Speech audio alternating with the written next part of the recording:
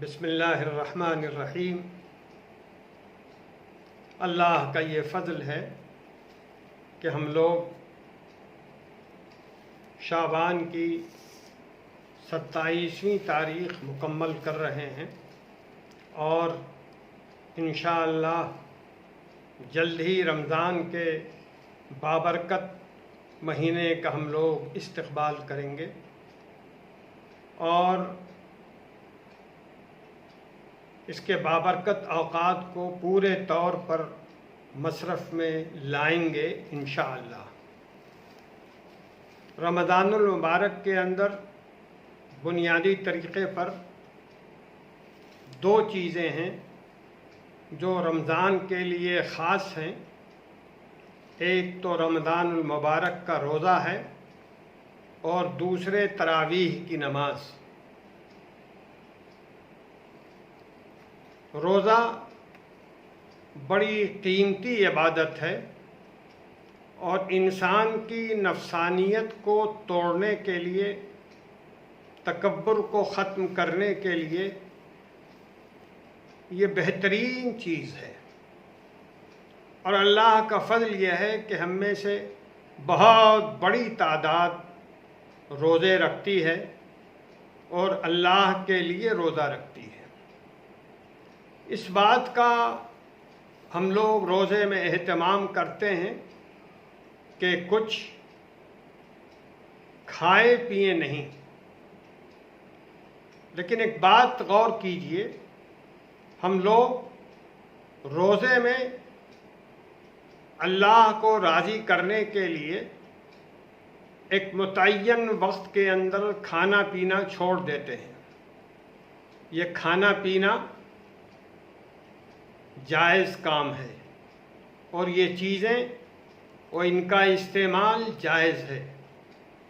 رمضان المبارک میں اللہ کے حکم کے مطابق ہم سب اس جائز کو چھوڑ دیتے ہیں، لیکن ذرا سوچئے، کیا ہم جھوٹ کو چھوڑتے ہیں؟ جھوٹ بولنا ناجائز ہے، غیبت ناجائز ہے، اور اس کی بڑی وعید قرآن مجید میں آئی ہے۔ اللہ تعالیٰ نے فرمایا ہے کہ کیا تم میں کوئی انسان اپنے مردہ بھائی کا گوشت کھا سکتا ہے؟ یہ مثال دی ہے اللہ تعالیٰ نے غیبت کی۔ تو جھوٹ بولنا بھی ناجائز، غیبت کرنا بھی ناجائز، نگاہوں کا ادھر ادھر بھٹکانا بھی ناجائز، غلط راہوں پر چلنا بھی ناجائز۔ لیکن ذرا سوچئے، ہم اور آپ جائز کو تو چھوڑ دیتے ہیں، کھانا اور پینا تو چھوڑ دیتے ہیں، لیکن یہ جو ساری ناجائز چیزیں ہیں، رمضان میں ہم لوگوں سے، اکثر و بیشتر لوگوں سے نہیں چھوٹتی۔ یہ بڑی غفلت کی بات ہے اور یہ بہت نامناسب بات ہے۔ جب ہم لوگ جائز چیزوں کو چھوڑتے ہیں، ہماری ذمہ داری یہ ہے کہ ہم جو چیزیں بنیادی طریقے پر غلط ہیں، ناجائز ہیں، ان کو بھی چھوڑیں اور یہ سمجھیں کہ ایسا روزہ جس میں بھوک اور پیاس پر قابو پایا گیا ہو، ایسا روزہ جس میں غیبت نہ ہو، چوری نہ ہو، جھوٹ نہ ہو، نگاہوں کا بھٹکاوا نہ ہو، قدم کو غلط سمت پہ لے جانے کا کوئی ارادہ نہ ہو، ایسا روزہ اللہ کے رسول نے خبر دی ہے کہ ایسا روزہ بڑا مقبول ہے اللہ کے دربار میں، اور اللہ تعالیٰ نے فرمایا ہے کہ ایسے روزے کا بدلہ میں خود ہوں۔ الصوم لی وانا اجزا بہ، یہ اللہ تعالیٰ کا ارشاد ہے۔ اس لیے ہم روزہ ایسا رکھیں جو اللہ کے رسول صلی اللہ علیہ وسلم کے حکم کے مطابق ہو۔ یہ بھی خیال رکھیے کہ ابھی کرونا کی وجہ سے جو حالات پوری دنیا میں چل رہے ہیں، ہمارے ملک میں چل رہے ہیں، اس کے پیش نظر اس سال جو لوگ مریض ہیں، چاہے وہ جوان ہی کیوں نہ ہو، روزہ نہ رکھیں۔ جو لوگ کمزور ہیں صحت سے، روزہ نہ رکھیں۔ بچے اور بوڑھے روزہ نہ رکھیں۔ ایسے بوڑھے جو جسمانی لحاظ سے کمزور ہو گئے ہوں، ایسے لوگوں کو اس سال روزہ نہیں رکھنا چاہیے۔ وجہ یہ ہے کہ ماہر ڈاکٹروں کی یہ ہدایت ہے کہ ایسے لوگ جو کمزور ہیں اور خاص طریقے پر بچے یا بوڑھے ہیں، ان کو یہ مرض جلدی پکڑے گا۔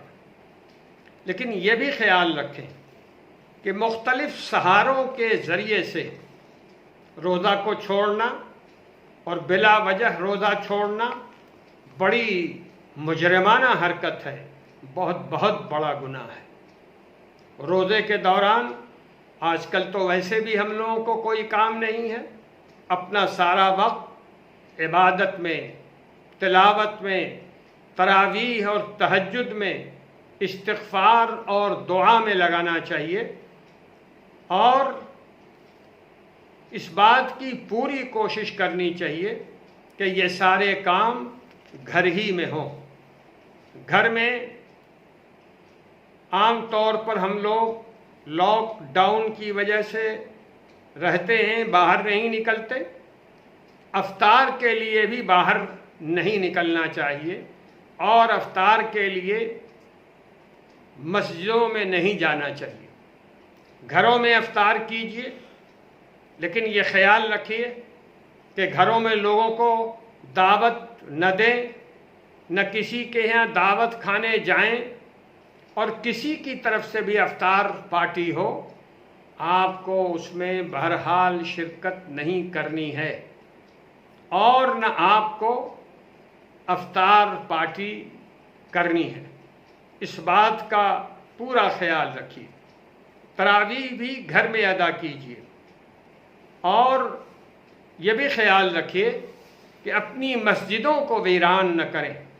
پانچوں وقت حسب معمول روزانہ اذان دیں، اور صرف چند افراد جیسے امام، مؤذن، دوسرے اسٹاف کے ساتھ تراویح کی جماعت ادا کریں، اور بقیہ اور پنج وقتہ نماز بھی اسی طرح صرف چند افراد ادا کیا کریں۔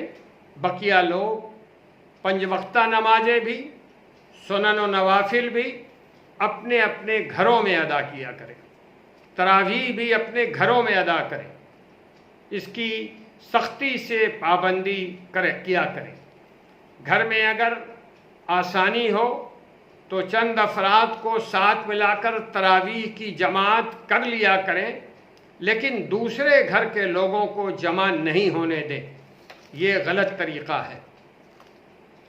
یہ بات بھی ذہن میں رکھیے کہ سحری کے وقت لاؤڈ سپیکر سے لوگوں کو جگانے اور اشعار پڑھنے کا سلسلہ بعض جگہوں پر ہے، لیکن یہ سلسلہ صحیح نہیں ہے، اور خاص طریقے پر موجودہ حالات میں اس کو بالکل نہیں کرنا چاہیے۔ یوں بھی لاؤڈ سپیکروں کا استعمال فجر کی نماز میں اٹھانے کے لیے عام دنوں میں، یا لاؤڈ سپیکروں کا استعمال دیر تک مسجد سے آواز بلند کرنے کی شکل میں کسی طرح صحیح نہیں ہے۔ اس کی پابندی کرنی چاہیے۔ حکومت کی طرف سے ہر شہر، ہر علاقے میں دکانوں کے کھلنے اور بند کرنے کا وقت متعین کیا گیا ہے۔ خرید و فروخت کے لیے ان اوقات کی پابندی کرنی چاہیے، اور حکومتی احکامات کی مکمل پابندی کرنی چاہیے۔ باہر گھومنا پھرنا ہرگز نہیں کرنا چاہیے۔ رمضان کا وقت ہے، بڑا قیمتی وقت ہے، اس کو گھومنے پھرنے میں، سیر سپاٹے میں، لاک ڈاؤن کو توڑنے میں نہیں لگانا چاہیے۔ ان چیزوں کا خاص خیال رکھیے اور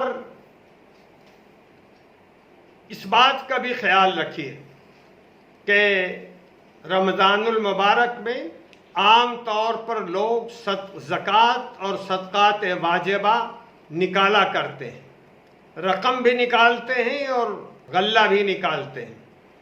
صدقات واجبہ اور زکوٰۃ کا مصرف صرف مسلمان محتاج ہیں یا دینی مدارس اس کا مصرف ہے، انہی کو زکوٰۃ اور صدقات واجبہ دی جانی چاہیے۔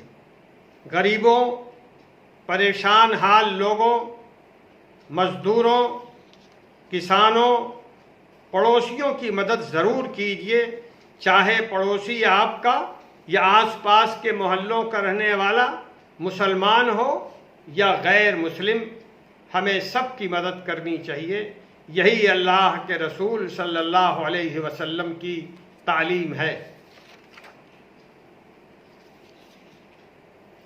ایک بات اور بھی عرض کرنی ہے آپ سے کہ موجودہ صورتحال میں جو کیفیت، پریشانی، تذبذب اور الجھن کی آ گئی ہے، رمضان کی مبارک راتوں میں، رمضان کی نمازوں کے بعد پورا دعاؤں کا اہتمام کریں کہ اللہ تعالی ہم سبوں کو اس مصیبت سے نجات دے۔ میں یہ ساتھ ساتھ آپ کو اور بھی یاد دلاؤں کہ جہاں موجودہ حالات سے نکلنے اور کامیابی کے ساتھ نکلنے کے لیے آپ دعا کریں، وہیں CAA، NRC، NPR کی مصیبت کے ختم ہونے کی بھی دعا کریں۔ یاد رکھیے یہ چیزیں مستقل مصیبت ہیں اور کرونا وائرس کا مسئلہ عارضی پریشانی ہے۔ میری نوجوانوں سے خاص طریقے پر گزارش ہے کہ رات کے وقت 2 وہیلر سے اور کار سے نہ گھومیں، اپنے وقت اور قیمتی وقت کو باہر ضائع نہ کریں۔ نوجوان موبائل پر بس ضروری گفتگو کریں، موبائل پہ وقت برباد نہ کریں، اللہ کو یاد کریں، تلاوت کلام پاک کریں، عبادتوں میں اپنا وقت لگائیں۔ ایک ضروری بات یہ بھی کہنی ہے کہ موجودہ حالات کے پیش نظر مسلمان مردوں کا خاص اہتمام کریں۔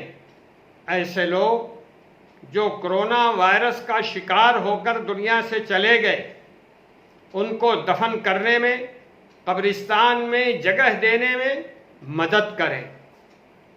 ایسی کوشش نہ کریں کہ ان کو آپ کے قبرستان میں دفن ہونے کی جگہ نہ ملے۔ کرونا مرض سے اور کرونا مریض سے گھبرائیں نہیں۔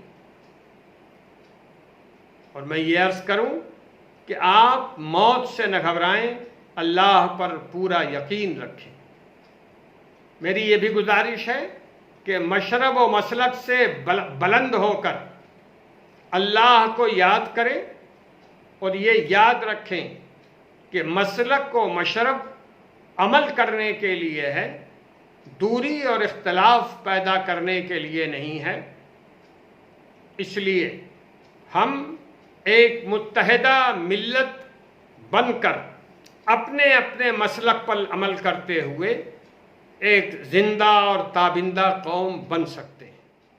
یہ بات بھی بالکل ظاہر ہے کہ آپ رمضان المبارک کے اندر عبادتیں گھروں میں ہی کریں گے اور آپ کا مسجد آنا جانا تقریباً ختم ہو جائے گا۔ جب تک لاک ڈاؤن ختم نہیں ہوتا ہے، مسجدوں سے آپ کا رابطہ کمزور رہے گا۔ لیکن آپ خیال رکھیں، مسجد کے امام صاحب، مسجد کے مؤذن صاحب، مسجد کے خادموں کا پورا خیال رکھیں، انہیں کسی قسم کی تکلیف نہیں ہو۔ اور آپ اس کا بھی خیال رکھیں کہ مدارس، مکاتب، مساجد یہ سب آپ کی توجہ کے مستحق ہیں۔ ابھی رمضان المبارک کے اندر بہت سے مدارس کے نمائندے بہت سی جگہوں پہ جایا کرتے رہے ہیں اور آپ حضرات سے بھی ملتے رہے ہوں گے۔ اب رمضان المبارک کی اور شوال کی یہ آمدنی بظاہر ختم ہو رہی ہے۔ آپ کی یہ ذمہ داری ہے کہ جن مدارس کی امداد آپ کرتے رہے ہیں یا جن کو آپ زیادہ مناسب سمجھتے ہیں امداد کے لیے، ان کو بینک کے ذریعے سے روپے بھیجیں اور مسجدوں، مدرسوں کا پورا خیال رکھیں۔ اساتذہ، امام، مؤذن، خدام کی تنخواہوں میں کمی نہ کریں، ان کو پوری تنخواہ دیں۔ اللہ تعالیٰ ساری کمی کو پورا کرنے والا ہے۔ والسلام علیکم ورحمۃ اللہ وبرکاتہ۔